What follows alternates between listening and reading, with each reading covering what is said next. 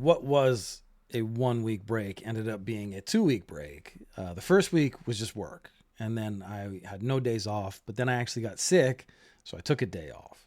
Then second week I come back, I got my day off, but then we're having hosting issues. I've dealt with hosting issues before. So if you're listening to this on the podcast catcher of your choice, well then my preparations have all been successful.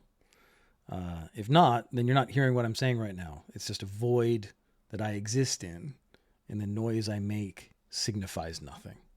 But the noise I make signifies nothing on a normal day. So I guess everything just worked out anyways. But we're back. Now, a forewarning, my mother is coming to Japan.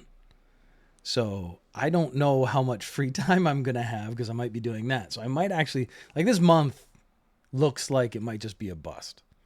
I'm going to try my best. I've actually had like these breaks and stuff. The problem with taking a break is actually very hard to come back and get back into it. And that's what I'm trying to do.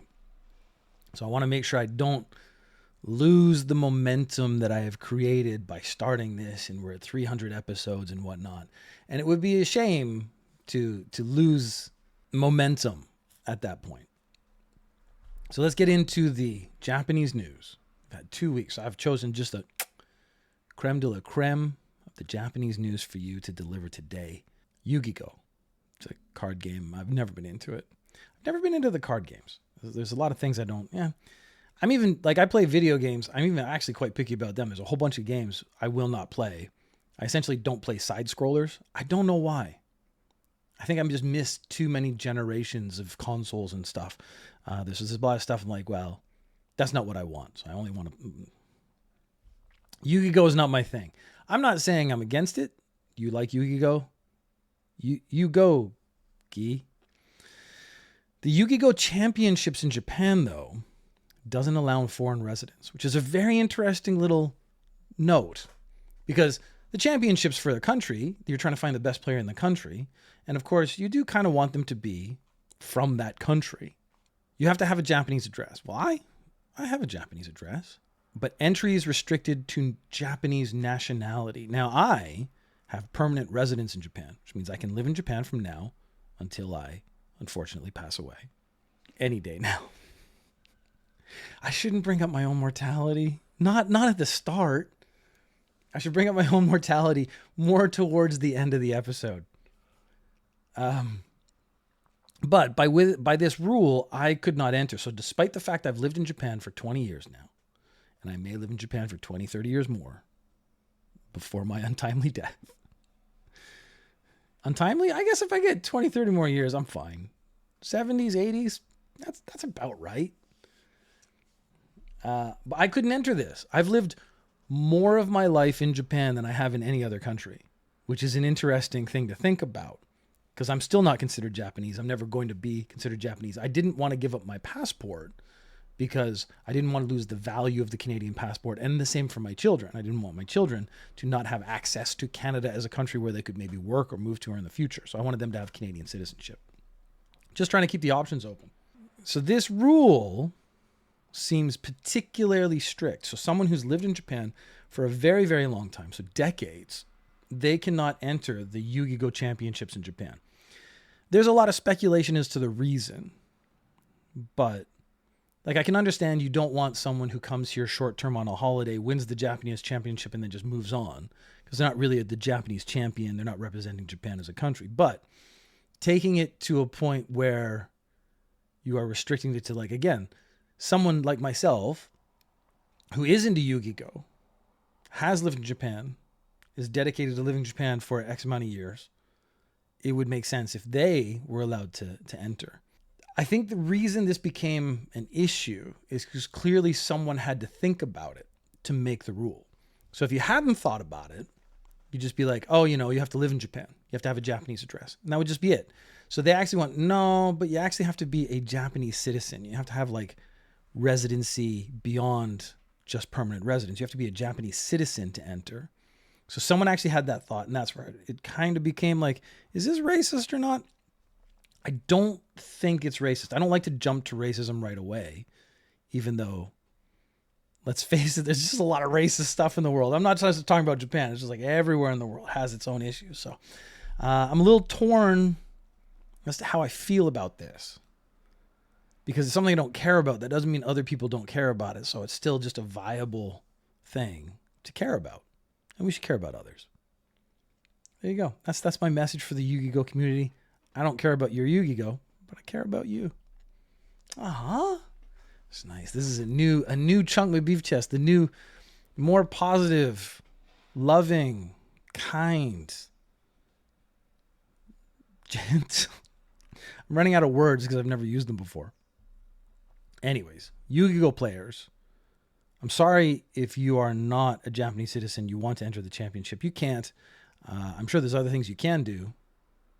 I think just enjoy Yu-Gi-Go for what it is, which is a game I do not understand. A man, so since we're on that's actually like super nerd news. Okay, so since we're on super nerd news, a man was caught modifying Switch cartridges, memory. He was basically hacking the Switch to create custom Pokemon characters that he then sold online. So I'm assuming he put in like the cartridge, hacked the system.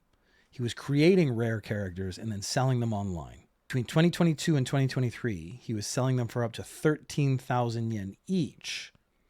But the police believe that he probably made millions and millions of yen off this. So this is one of those things where it's a rare character. You're playing your Pokemon. You want the rare character. You can't find it. It's rare. So suddenly you feel like, maybe I just pay for it, get it into my game, and off we go. This breaks the Unfair Competition Prevention Act in Japan, which is related to corporate espionage. So basically, because this guy's hacking a system, he is conducting a form of corporate espionage where he's going into the system, learning about the system, creating things based off an IP, based off a series of, I lost that sentence at the end there. Based off an IP, learning the inner workings of the system and then manipulating them to create his own product, which he's then selling illegally without licensing. That's probably better. So he was arrested. I do want the final tally, the number of how much this guy made. I'm always shocked at how much money these guys make because it is always way more than I expect. But these communities are strong and they have money. The Yu-Gi-Go community, the Pokemon community, these are communities that spend an inordinate amount of cash on their hobbies. I spend a lot of money on my hobbies, but once I've bought everything, so let's say judo's my hobby. I buy the judo suit. I bought a super expensive one. I don't buy them again and again and again. And I certainly not going to buy modified ones and stuff. Podcasting is at this point in my life a hobby. I paid way too much money for a microphone, but it is a really good microphone. I mean, the voice you're hearing right now isn't my real voice. My voice is incredibly high-pitched. Dogs just react negatively to everywhere I go. My laugh is atrocious. That's actually true. I don't like my laugh. I kind of I get this like high-pitched sonic boom of a laugh sometimes. It's almost like a hiccup. Luckily, very few people make me laugh. That's so sad.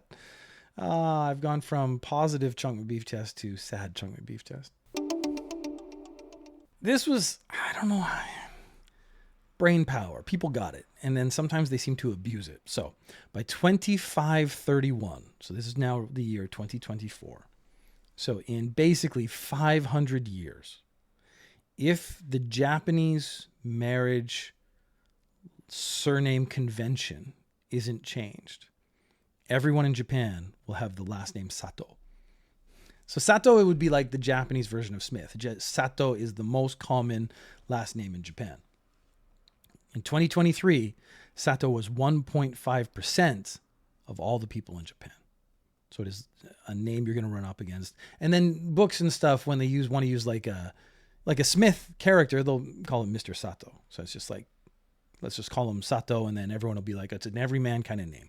Between 2022 and 2023, there was a 1.0083% increase in Satos. So the number of Satos in Japan is increasing. That's incrementally. But over the course of time, that of course, it's extrapolation. I'm using the wrong word. See, this is the problem with taking a 2-week break is like some of my big words are gone. My $5 words are all gone now. It's not extrapolation. It's an X. Oh, God damn it. Cumulative. It's cumulative. Oh, this is going to bug me. I'm not going to be able to move on from the story. God damn it. Anyways, we're just going to move on. I know this word's going to pop into my head during the last story, the dirty story of the day. It's a rough episode already, and I apologize, but it's because, again, 2 weeks off, very busy weeks. Life gets in the way. I'm dealing with back end issues. I'm trying to deal with work. I got stress. If you listen to C. McBee, the last one, you get to hear the horror story of my eye. That's not getting better. So there's a lot going on. I'm trying to just get my life back in order. And you know what? I got some messages. I got some messages from people, and they were asking where the podcast went. And I was really happy to get the messages because they're just like, hey, what's going on? Appreciate the podcast. Appreciate you. And I appreciate those messages. Let's just be clear about that right now. Fucking tangents. Okay. No, we're going with the tangent. Famous people die. I'm not a famous person. We're not talking about me, but the famous people die. And then when they die, there's this outpouring of like thoughts and art and other things to commemorate their life. And that's a wonderful thing. Like, I'm not saying that shouldn't happen, but often my first thought is, I bet that person would have appreciated that while they were alive. That outpouring of love and support. So if you have a favorite artist right now, I'm serious. If you have a favorite artist, someone who's made a song that you really love, someone who's created something that you really like, an author has written a book, you got some artwork about it, put it out there and dedicate it to them. Send them a message. Just do all the things you would do after they died and it had an impact on you. So let's just sit down and go like, who's someone who died that would have an impact on me? I'd want to show the world that they meant a lot to me. Do it right now. Don't wait until they die. That's all I'm saying. Because I realized I should do that and it was too late. So my favorite author was already dead by the time I had this realization. I was like, man, I really wish I could have just even if it doesn't see it, put it out there in the world. And I don't think I have a favorite artist as such. Man, yeah. Because even the little messages I get, like, hey, hope the podcast comes back soon. Hope you're okay. That kind of stuff. That meant a lot. That is incredibly motivating. It makes you feel like people appreciate what you do. Anyways, Satos. Too many Satos. By 2446, half the population will be named Sato. Now, the stats thing, I enjoyed the stats. I was just like, this seems to be like a massive waste of time. If the population decline in Japan continues, so the last 13 years has been a population decline in Japan. If it continues at the same rate, by 3,310, there will only be 22 people left in Japan. Ignax just put in the chat that the beard is gorgeous. The oil that I have got right now is very good. It's the most cliche manly. I think it's actually called Mountaineer, and it has like a lumberjack on it. I've started sculpting, so I got the sideburns are down, and I'm trying to keep this even because this is where it goes out, and then it's a little thicker here and a little thicker here, and I got the stuff down at the bottom. I'm trying to decide. So I've realized my mustache naturally does that old British racist curly thing. So let me get close to the camera. So if I do this, my beard does that. Like my mustache literally goes down and then will go up. So I could either sculpt that, or I've been pushing it down because I actually think that looks pretentious. There's hipsters and stuff. They do that on purpose. I always thought that was like something, yes, like Captain Hook. I always thought that was something that people did, like a style thing. I didn't realize that it happened naturally to some people. So I think the hairs under here are thick enough that they push these ones up. So they start to go like that. And I realized if I just twirled it, it would stay that way. So I'm trying to decide if I want to just gently shave this down to keep it down, but I don't want to have thin, thick. It has to be sort of even. So like the sides there, the short sideburn and then get down under there was pretty good. I've been sculpting. I put more work into my beard than any other aspect of my appearance because it's easy and fun. And then I realized that's the bit. Like I can comb it and stuff. Forget what I was saying now. All right. I don't know how far I'm going to go this time. I usually go pretty far and then just shave the whole thing because people like freak out. I do find beards. There's a whole community that considers beards important, and they consider beards to be like essentially the primary aspect of their personality. And like you're a man, not a man if you have a beard. I don't get that because it's hair. It's just hair on your face, man. You're not doing anything. Some people are genetically blessed with lots of hair. Some people are not. What the fuck? Like, what the fuck is going on there where you think like a beard is an important aspect of a person? My plan, we recently at work had an all staff meeting. And my plan, I wasn't able to execute it, was to start the meeting with a beard. And then while the other manager speeches was happening, go to the bathroom and just shave completely. So get a razor and just, and then just like a quick shave with a razor blade and then come back and pretend nothing had happened. I just, timing wise, it didn't work out, but I think I might do that maybe next year. If I have to do that like presentation again, I think that would be funny. If we do it on Zoom, it's possible because I can disappear and come back. If I just had a big electric, just went, I could get all the big stuff off and shave in 5 minutes. I know I could do that. Anyways, that's all going to get cut. So there's the cut point, and we're going to get back to the Sato story. If the population decline continues as it is right now at the same rate, in 3,310, the year 3,310, there will be only 22 people left in Japan. These stats are interesting because they're extrapolations of numbers that are currently happening. They don't take into account any other options. So Japan is a closed system. And if that closed system remains the same, it basically succumbs to entropy. So everyone will be named Sato and everyone dies off. Applying this much effort to these set of statistics seemed kind of pointless to me, because if everyone's named Sato in 500 years, do we care? The population decline in Japan, yes, it's significant. It could be fixed by a multitude of things. Now, Ninja Japan has proselytized many times that the problem is the work-life balance in Japan and Japan companies, and people they spend too much time at work. Work has become too important, and family has lost sort of the primary place. I don't think that's just Japan. I think that's lots of countries. Population decline in a lot of countries is going down. Population decline in many countries is happening. I have the simplest solution to both problems, everyone being named Sato and the population decline, and that is introduce more foreigners to Japan. More foreigners to Japan would mean more variations in names. Introducing more foreigners to Japan would be more relationships and more babies. And that's it. That actually solves the problem. Now, I can tell you the person conducting this set of statistical analyses did not even come close to considering the idea that we would dilute the population of Japan with foreign blood. But that actually, at this moment, if this is your real concern, like you're not going to fix the culture, you're not going to fix the work-life balance that I would complain about, the introduction of more foreigners to Japan would solve this problem, and they would not accept it. There's the governor of Shizuoka, and he's out, he's giving a speech. You got some new incumbents, some new people who are joining the civil service, and he decided to make a speech to welcome them, which is a very nice thing for him to do. He said, civil servants being inducted into the prefectural government are smart, unlike those who sell vegetables. Now, the speech actually had more. He's like, unlike people who do like manual labor, take care of animals, or sell vegetables. But the vegetable ones was the first one he said, and I think that's why it stuck. My first thought was, I bet this guy could not grow a vegetable to save his life. I bet if you gave him all the equipment and all the stuff to do, he could not grow a vegetable.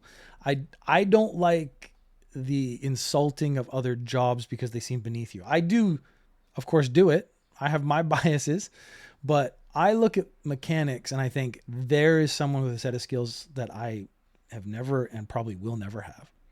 I have my set of skills. They have their set of skills.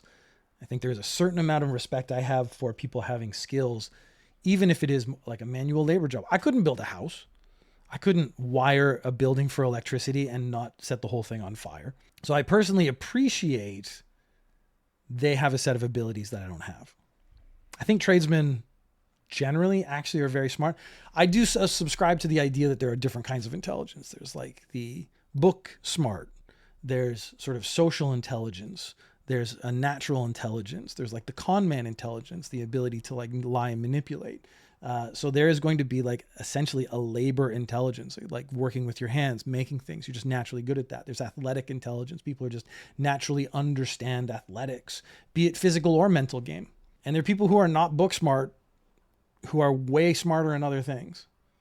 There's people who are just naturally logical, and they should not be disrespected because they have a different education from other people and stuff. But that's what this guy's doing. So yeah, when I read that sentence, my first thought was, this guy couldn't grow vegetables or raise a cow or do manual labor to save his life. So when the zombie apocalypse comes, the governor of Shizuoka is useless and would die. The interesting thing to me was later on in the same speech, he said, you know, it's important to watch your language. So this is more of a do as I say, not as I do. I'm going to make statements, just whatever I think in the moment. This is, again, my problem with like the old man Japanese. I can say whatever I want and it should be fine, but you have to be careful idea. So he's telling these people who are joining the civil service, you have to be careful what you say. You have to be honest. You have to be truthful. You have to be, you have to be careful and care about other people, except for, those fucking vegetable sellers who are just dumb as bricks. This is not his first time letting the bad thoughts out or the immediate thoughts without censorship or anything. He made a couple of gaffes in the past.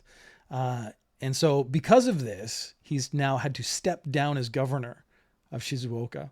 And again, as a politician, the vegetable grower vote, I bet that's actually a pretty big vote because farmers in Japan are a pretty big thing. The cow vote, I know cows don't vote, but the cow grower vote, the rancher's vote, the laborer's vote, those are all valuable votes. So as a politician, you might actually want to pander a little bit. I don't know. This is it. These guys get to this level of disassociation where they think people are going to vote for me even if I don't, or even if I make it very clear I disdain their existence. I know he didn't go that far, but he was like one step away from, you guys are smart because you're doing the thing I did. People who didn't do what I did, well, they're idiots. But then you don't want everyone working in the civil service. That's nothing gets done then. Third thought I had, so you can see this is great. This is how my sort of intelligence level. Imagine if an American politician was held to this standard in this day and age. Like if Trump, because he insulted a person, had to end up stepping down. How different American politics would be. And I don't think Japanese politics are particularly good. It has its own issues, but it is way better than what's happening in America. I haven't been involved in Canadian politics in a long time, but it's similar stuff. Like they're going for more grandiose, more bombastic, more in your face stuff. Japan's still holding on to like, if you don't show the fundamental level of respect, you don't deserve to be in your position, and they will kick you out, which I quite like. Since we're talking about politicians, we had, from a couple episodes ago, our man, the mayor of Ginnan, who had 99 sexual assault cases brought up against him, all in one go. That's got to be a tough day. He had to resign. He actually at first was like, I don't resign. Then he kind of started saying like, I resign. And then he apologized. But in his apology, he said, I don't really get what I'm apologizing for. He actually said like, it was a different time when I grew up. It's like, yeah, but now it's not that time. So maybe you have to adjust, which again, this older man mentality, this dude was 74, is not going to change. And that's why these guys should not be in politics anymore. The karma, the irony, I don't know what word you want to use, the beauty, the schadenfreude, he's been replaced by a woman. I'm so happy about that.